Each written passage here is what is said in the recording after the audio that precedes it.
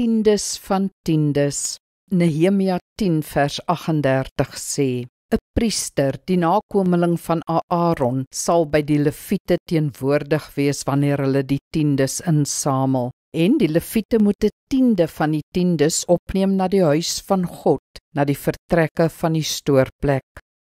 Toe die tiendes en offergawes agterweë gebly het, het Nehemia die volk aangemoedig om 'n nuwe verbintenis teenoor die Here te maak. Onder andere beloof hulle om weer hulle tiendes te gee, 10% aan die leviete, waarvan 10% na die tempel sou gaan. Die volk sê onder andere, ons sal nie die huis van ons God verwaarloos nie. Dit som die Ou Testamentiese praktyk van die tiendes mooi op.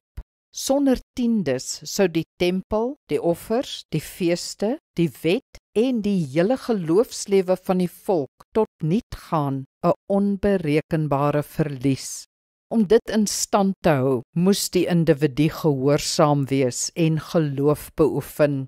Om met 10% minder oor die weg te kom, het 10% meer vertroue op God beteken. Met sy tiende bely die gewer dat die volle, alles aan God behoort. Op hierdie waarheid staan die hele skrif. Kom ons bid saam.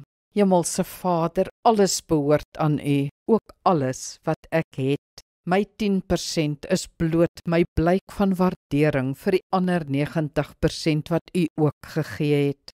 Ek gee 'n klein gawe, Here, omdat U 'n onberekenbare groot gawe vir my gegee het. Ek gee dit graag, neem dit en gebruik dit tot U eer.